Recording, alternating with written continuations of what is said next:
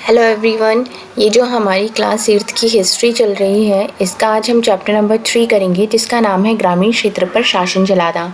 इससे पहले हम 2 चैप्टर्स कर चुके हैं, चैप्टर 1 और चैप्टर 2। चैप्टर 2 को हमने पार्ट 2 में 1 और पार्ट 2 2 पार्ट्स में किया है, क्योंकि चैप्टर काफ़ी लेंदी था और आपको समझ में आना बहुत ज़रूरी है। और एक ही वीडियो में अगर जल्दी जल्दी पढ़ के आपको समझा दिया जाए और आपको कुछ समझ में भी नहीं आए, तो ऐसे चैप्टर को पढ़ाने का कोई मतलब नहीं बनता है। अगर आप पढ़ रहे हैं, अगर आप अपने 10-15 मिनट वीडियो देखने में लगा रहे हैं, तो वो आपके लिए प्रोडक्टिव होना चाहिए, आपको समझ में आना चाहिए, ठीक है। तो इसीलिए जितने भी बहुत ज़्यादा अब ये जो क्लास है, इस क्लास के कुछ चैप्टर्स काफ़ी लेंदी है, तो हम उनको 2 पार्ट्स में ही करेंगे, जिससे कि जो कंटेंट है मेन आपको वो समझ में आना चाहिए, ठीक है। और इसके बाद हम इम्पॉर्टेंट टॉपिक की सीरीज़ लेकर आएंगे, जिससे आपकी जो एक तरीके से आपका रिवीजन भी स्टार्ट हो जाएगा और आपका जो प्रिपरेशन है वो भी अच्छी तरीके से शुरू हो जाएगी, क्योंकि अब बहुत ज़्यादा टाइम नहीं है आपके एग्ज़ाम में। अगर देखा जाए तो सिर्फ 1 मंथ ही है ऑलमोस्ट, ठीक है। चलिए, तो यहाँ पे चैप्टर को स्टार्ट कर लेते हैं, ग्रामीण क्षेत्रों पर शासन चलाना।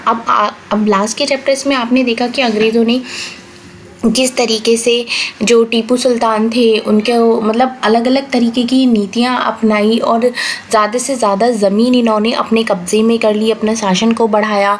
मराठाओं पर किस तरीके से शासन किया, टीपू सुल्तान को इन्होंने किस तरीके से शासन किया, उन्होंने 4 बार उनके ऊपर हमला किया, तब चौथी बार में वो जाकर हारे थे। तो इसी तरीके से अब यहाँ पर इस चैप्टर में क्या है, जितने भी गाँव वाला एरिया था उसके ऊपर इन लोगों ने किस तरीके से शासन किया, क्या क्या इन्होंने अपनी चीज़ें लगाई थी, जिससे कि ये आगे बढ़ते चले गए थे। अब इसमें पहला टॉपिक है कंपनी दीवान बन गई थी। अब ये क्या था, 12 अगस्त 1765 को मुग़ल बादशाह ने ईस्ट इंडिया कंपनी को बंगाल का दीवान बना दिया था, ठीक है। अब इस बात की पूरी संभावना यह थी कि सबको लग रहा था कि ये एक मुट्ठी भर लोग होंगे जिन्होंने आपस में ये डील कर ली होगी और ये चीज़ तय हो गई होगी, लेकिन ऐसा नहीं है। अगर इस इमेज की बात करते हैं तो यहाँ पर दिख रहा है कि यहाँ पर किस तरीके से एक प्रोग्राम हो रहा है, तब ये डील फाइनल करी जा रही है, ठीक है। अब यहाँ पर क्या हुआ, रॉबर्ट क्लाइव ने अपने जीवन की यादगार घटनाओं को चित्रित करने का जिम्मा सौंपा था एक चित्रकार को, ठीक है। अब बंगाल की दीवानी हाथ आ जाने से अंग्रेज़ों के लिए निश्चय ही एक बड़ी घटना थी। अब यहाँ पर क्या था, अब दीवानी जैसे कि इनके हाथ में आ गई थी, तो ये क्या कर सकते थे, ये अपना नियंत्रण वाले भूभाग के आर्थिक मामलों की मुख्य शासक बन गई थी। मतलब जितने भी आर्थिक मामले हैं अब ये खुले रूप से उसमें अपने डिसीजंस ले सकती थी, ठीक है। अब ये सब काम तो हो गया था, अब इन्हें क्या करना था कि इस ज़मीन का शासन चलाना और उसकी जो आमदनी, जो इसको प्रॉफिट हो रहा था, वो सिर्फ इनको एक तरीके से मैनेज करना था, ठीक है। क्या करना था, वो इन्हें मैनेज करना था। एक इस तरीके का रास्ता इन्हें ढूंढना था कि ये एक तरीके से इनका जो कर ये वसूल रहे थे वो भी ज़्यादा से ज़्यादा हो, इनकी आमदनी भी ज़्यादा से ज़्यादा हो। तो ये इस तरीके का एक तरीके से रास्ता ढूंढ रहे थे और अपनी ज़रूरत की चीज़ों को ये खरीदते और बेचते रहें और उसमें इनको प्रॉफिट होता रहे। अब उनको कंपनी को ये भी समझ में आ गया था कि उन्हें जो स्टेप बाय स्टेप चलना है वो बहुत ही सावधानी पूर्वक चलना है, क्योंकि उनका मानना यह था कि उनको उन लोगों को भी शांत रखना ज़रूरी है जो कि जिनकी ताकत आज भी है, जिनका रुतबा जिनकी आज भी है, जिनकी आज भी लोग मानते हैं, आज भी लोगों में जिनकी चलती है। तो अब ये सब कैसे हो, इस चैप्टर में आप यही सब पढ़ने वाले हैं कि कंपनी ने ग्रामीण इलाकों को उपनिवेश कैसे बनाया, आय के संसाधन कैसे जुटाए, लोगों के अधिकार किस तरह तय किए और मनमाफिक फसलों की खेती कैसे कराई। ये सारा कुछ आप इस वाले चैप्टर में पढ़ने वाले हैं, ठीक है। अब यहाँ पर बात होती है कंपनी की आमदनी। कंपनी की आमदनी किस तरीके से हुई कि अभी भी खुद को एक व्यापारी ही मानती थी ये कंपनी। अब ये क्या करती थी, भारी भरकम लगान तो लगाना चाहती थी, लेकिन उसके आकलन और वसूली की कोई नियमित व्यवस्था करने में हिचकिचाती थी। मतलब आप जब भी कोई काम करते हैं तो आप प्रॉपर उसको क्या करेंगे, प्लानिंग के साथ करेंगे, ठीक है। आपकी प्रॉपर प्लानिंग होगी। तो ये क्या कर रही थी, उसको एक तरीके से इम्प्लीमेंट करने में हिचकिचा रही थी। अब वो क्या, वो ज़्यादा से ज़्यादा राजस्व हासिल करना चाहते थे, कम कीमत पर बढ़िया सूती और रेशमी कपड़ा भी खरीदना चाहते थे। मतलब उनको इतना प्रॉफिट होने लगा था कि 5 साल के अंदर अंदर उनका जो मुनाफा था, जो मूल्य था, वो डबल हो गया था। और जो पहले क्या करती थी, कंपनी सोने और चांदी के सिक्कों को मंगवाती थी, वहाँ से ये चीज़ें खरीदी थी, उसके बदले फिर वो सामान खरीदती थी। अब इनका यहीं पे रहने से प्रॉफिट इतना ज़्यादा हो गया था कि इनको ये सोने चांदी के सिक्के मंगवाने की ज़रूरत ही नहीं पड़ती थी, वो यहीं के प्रॉफिट में उस चीज़ को मैनेज कर लेते थे। ठीक है, अब ये तो तय हो गया था कि जो बंगाल की एक अर्थव्यवस्था थी ये बहुत ही गहरे संकट में फंसती जा रही थी। जितने भी कारीगर थे वो यहाँ से गांव छोड़कर जाने लगे थे, क्योंकि इन्हें क्या करना पड़ता था, इन्हें ना ज़बरदस्ती अपनी ज़मीन बहुत ही कम दामों पर देनी पड़ती थी, कंपनी को देनी पड़ती थी। और कुछ जो होते थे जो लगान चुका ही नहीं पाते थे उनको ज़बरदस्ती और ज़्यादा मतलब वो एक तरीके से होता है ना कि भाई आप उधार के ऊपर उधार लिए जा रहे हो और आप दबते जा रहे हो, एक तरीके से वो वाली चीज़ होती थी। ज़बरदस्ती उनको अपनी ज़मीन बेचनी पड़ रही है। जो कारीगर थे उनका भी उत्पादक गिर रहा था, जो उनकी खेती भी वो भी नहीं हो रही थी। इस चक्कर में यहाँ पर क्या हुआ था कि एक अकाल हो गया था 1770 में बंगाल में, जिसमें 1 करोड़ लोगों की मौत को नींद के घाट सुला दिया था। मतलब 1 करोड़ लोग मारे गए थे। ठीक है, मतलब इसमें जो लगभग 1/3 आबादी थी वो समाप्त हो गई थी।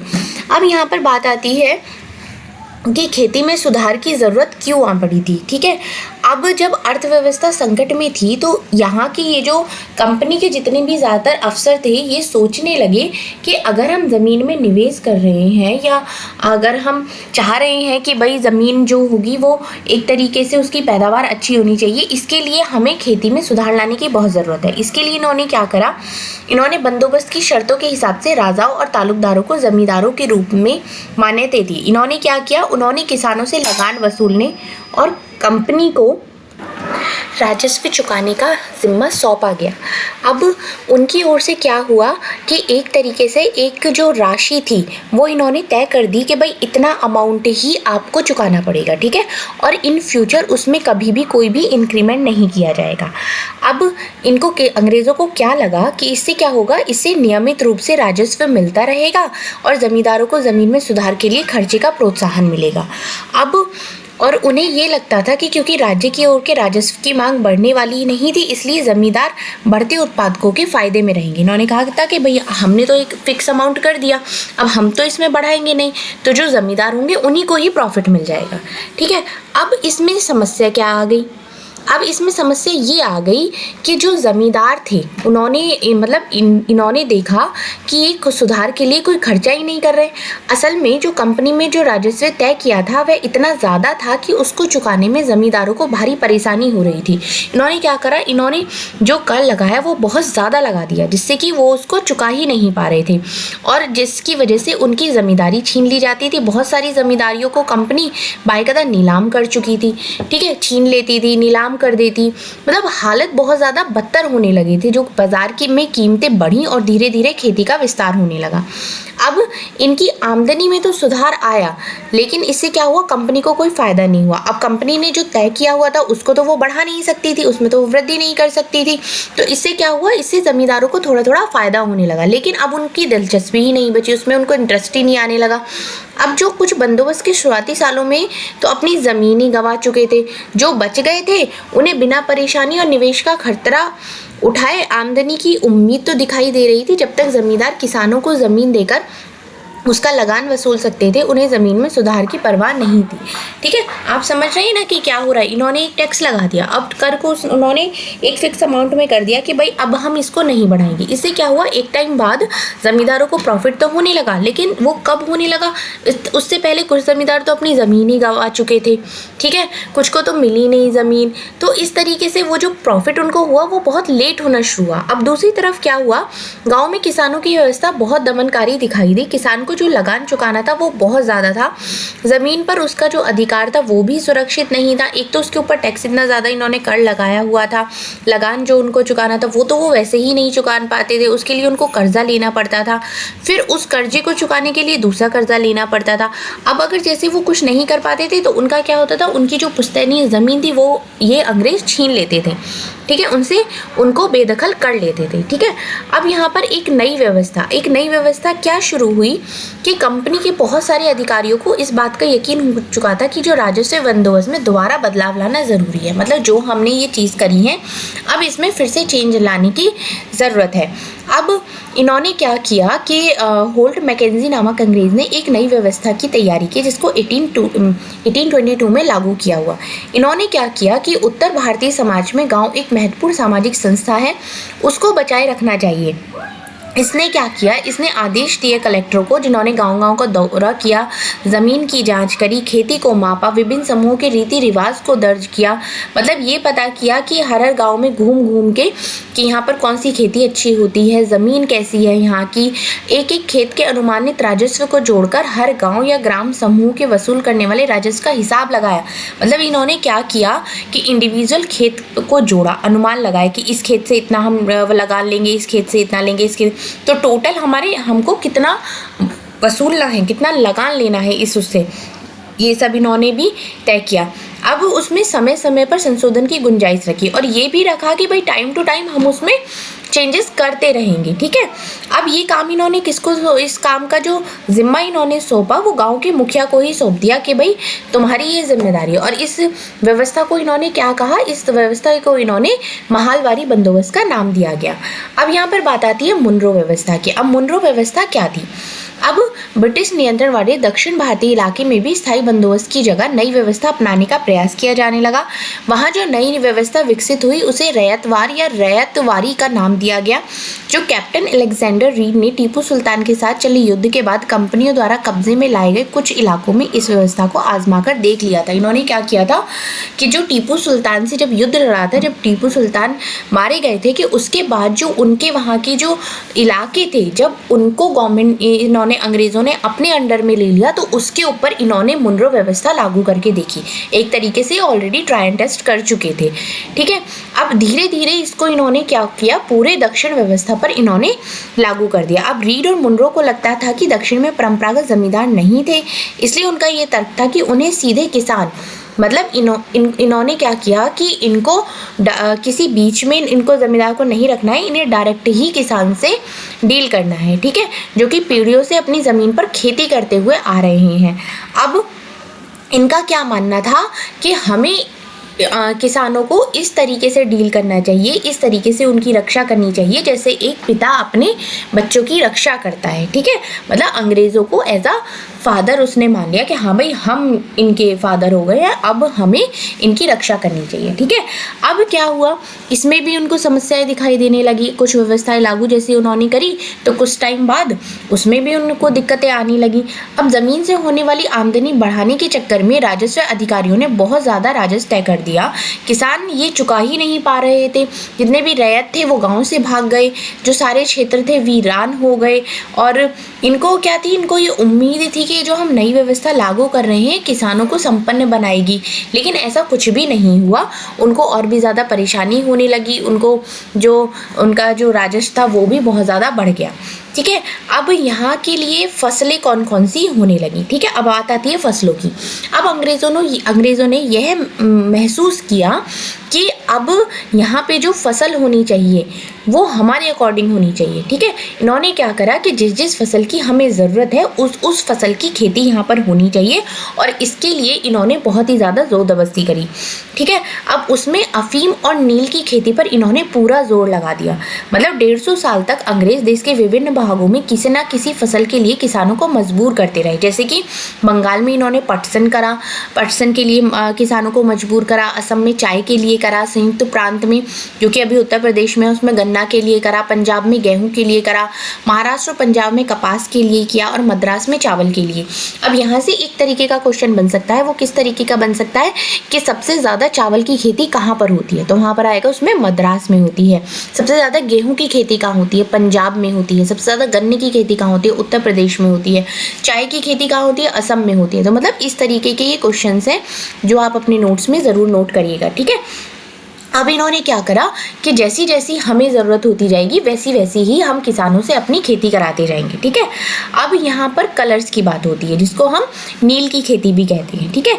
अब यहाँ पर दो इमेज है, एक कलमकारी छापा है जो कि 20वीं सदी भारत का है और एक मॉरिस कॉटन छापा है 19वीं सदी का उत्तरार्ध इंग्लैंड का है, ठीक है।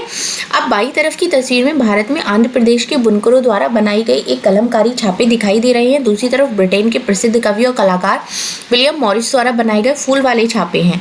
इन दोनों छापों में एक बात कॉमन है क्या कि वो नीले रंग का इस्तेमाल किया जाता है जिसको हम नील कहते हैं। अब ये नील किस तरीके से पैदा किया जाता था वो आप इस चैप्टर में देखेंगे, ठीक है। अब इसमें जो नीला रंग आपको दिखाई दे रहा है वो नील नामक एक पौधे से निकाला जाता था। इस बात की काफ़ी संभावना है कि 19वीं सदी के ब्रिटेन में मॉरिस के छापों में इस्तेमाल किया गया नील भारत में उगने वाले नील के पौधों से ही तैयार किया गया होगा। अब उस समय भारत दुनिया में नील का सबसे बड़ा स्रोत था। नील का सबसे बड़ा स्रोत कौन था? भारत था। अब भारतीय नील की मांग क्यों बढ़ी थी? अब यहाँ पर आपको मोटे मोटे तौर पर समझाया जाएगा कि यहाँ पे नील की खेती की मांग क्यों ज़्यादा बढ़ गई थी। अब ये जो नील का पौधा था ये मुख्य रूप से उष्णकटिबंधीय इलाकों में ही उगता था। अब जो 13वीं सदी थी उसमें इटली, फ्रांस, ब्रिटेन के कपड़ा उत्पादक की रंगाई के लिए भारतीय नील का इस्तेमाल करने लगा, ठीक है। अब यहाँ पर क्या हुआ, इसकी एक तो कीमतें भी बहुत ज़्यादा ऊंची रहती थी, ठीक है। और इसमें क्या होगा, उत्पादकों को बैंगनी और नीले रंग बनाने के लिए वोड नामक एक और पौधे पर निर्भर रहना पड़ता था। मतलब दो तरीके के पौधे थे, एक तो वोड था और एक नील हो गया, जो कि शीतोष्ण क्षेत्र में ही ये उगता था और ये यूरोप में आसानी से मिल जाता था, ठीक है।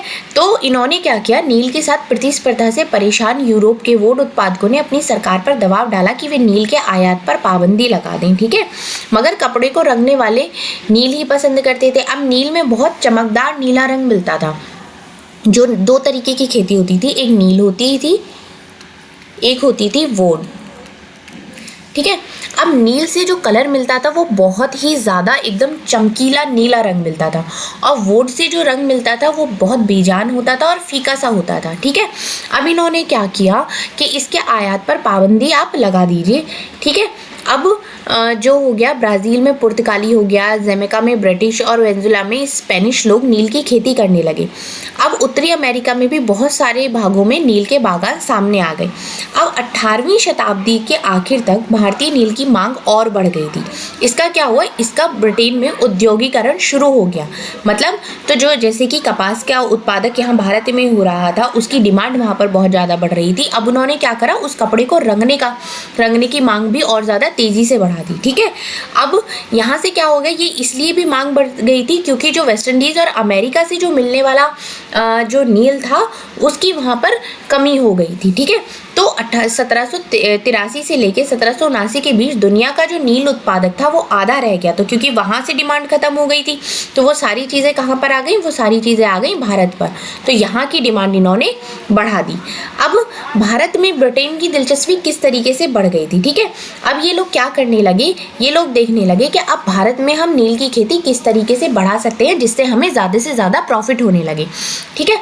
अब इन्होंने बंगाल में नील की खेती को तेज़ी से करने का फैसला लिया। अब यहाँ पर क्या हुआ, बंगाल में जो नील पैदा होने वाला होता था वो दुनिया के बाज़ारों पर छा गया। मतलब वो इस लेवल का इतना अच्छा नील होता था। अब ये जो था भारतीय नील का हिस्सा केवल 30% का ही था। 1810 में ब्रिटेन द्वारा आयात किए गए नील में भारतीय नील का हिस्सा 95% हो गया था, ठीक है। पहले वो जो 30% था वो कितना हो गया, वो 95% हो गया। अब ये क्या करा, इससे ये ज़्यादा से ज़्यादा प्रॉफिट कमाने लगे। इन्होंने क्या करा, इन्हें इतना ज़्यादा प्रॉफिट होने लगा कि इन्होंने जो अपनी नौकरी थी वो भी छोड़ दी, इस बिजनेस में आ गए और भी ज़्यादा कि भाई मुनाफे ज़्यादा से ज़्यादा मुनाफा होने लगा है।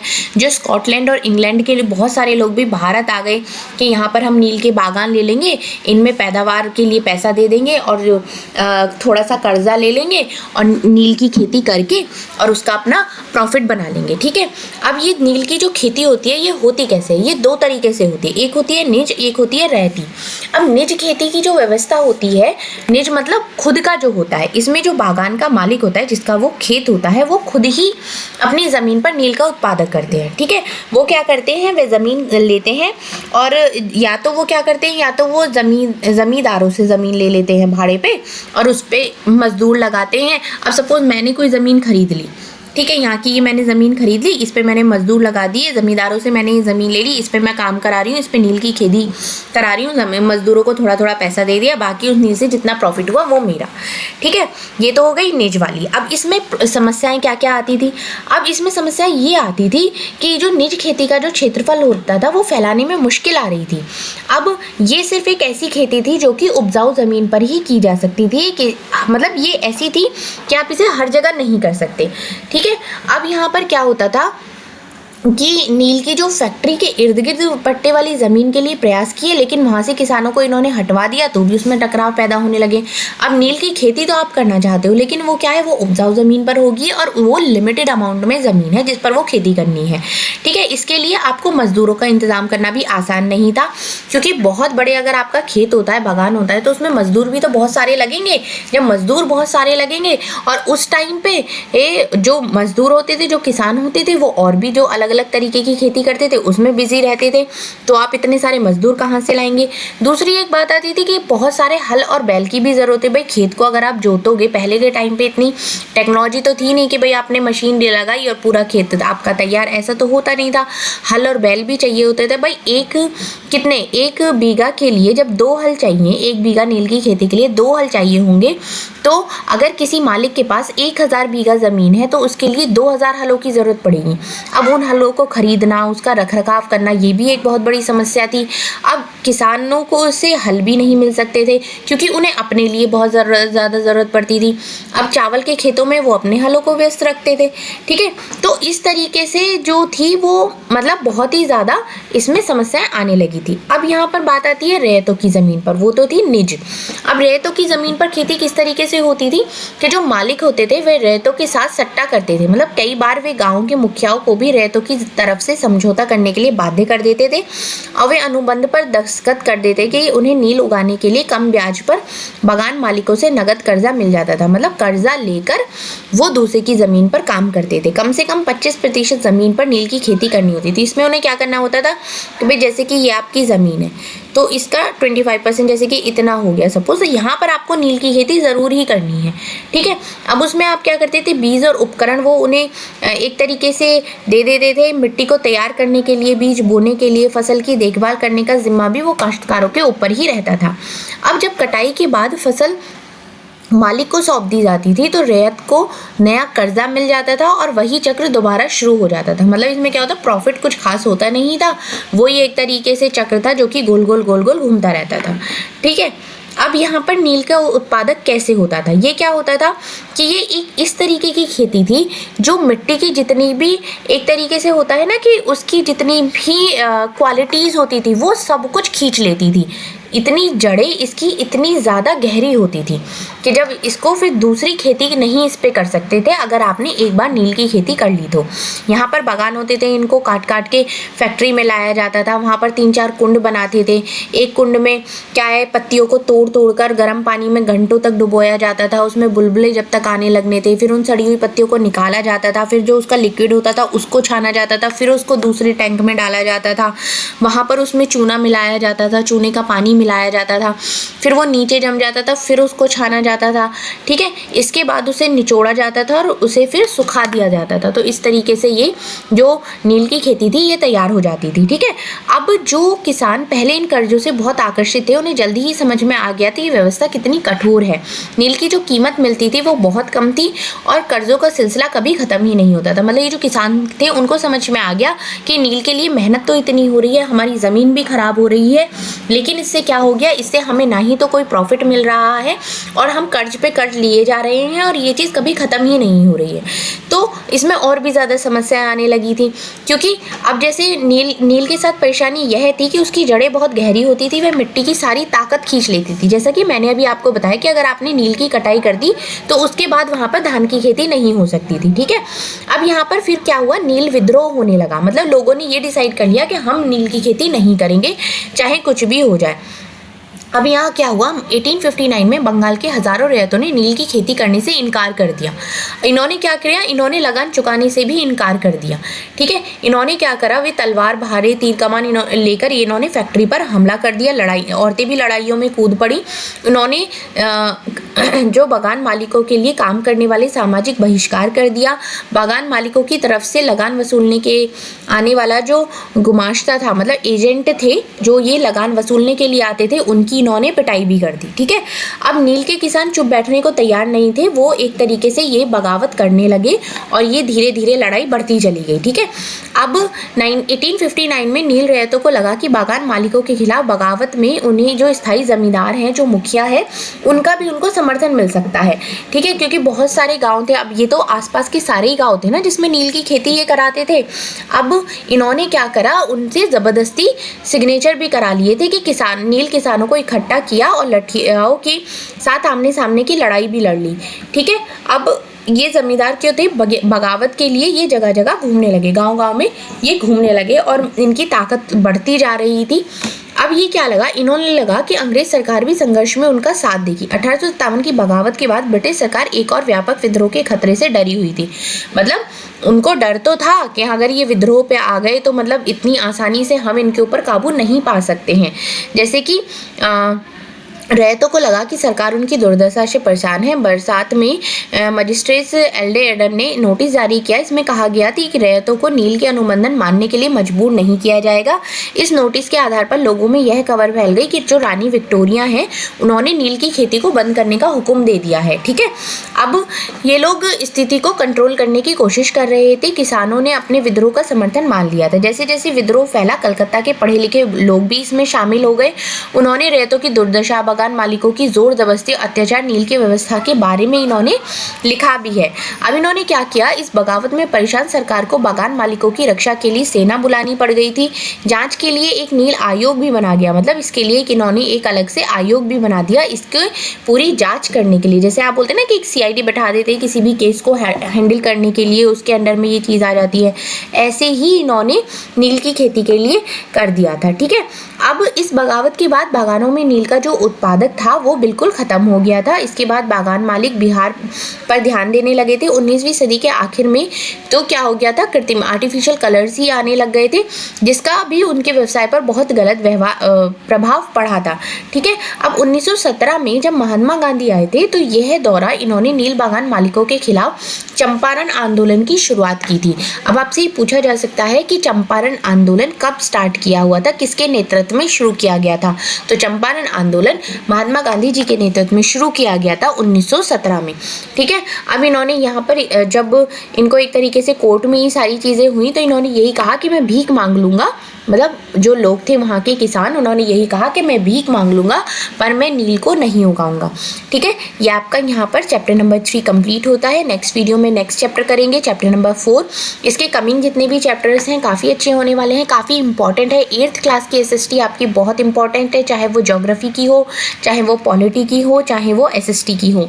तो आप ये मत सोचिए कि काफ़ी लेंदी हो रही हैं चीज़ें, ख़त्म ही नहीं हो रही है, ऐसा नहीं है कुछ। ये एक बार आप ये कंप्लीट कर लेंगे, उसके बाद जब आप इंपॉर्टेंट टॉपिक्स को करेंगे तब आप देखेंगे कि वहाँ से कितने सारे क्वेश्चंस पूछे गए हैं। ठीक है, मैं हिस्ट्री के इंपॉर्टेंट टॉपिक्स और हिस्ट्री के PYQ साथ साथ ही कराऊंगी। चलिए, वीडियो अच्छी लगी है तो लाइक भी करें और चैनल को सब्सक्राइब भी करें। Thank you.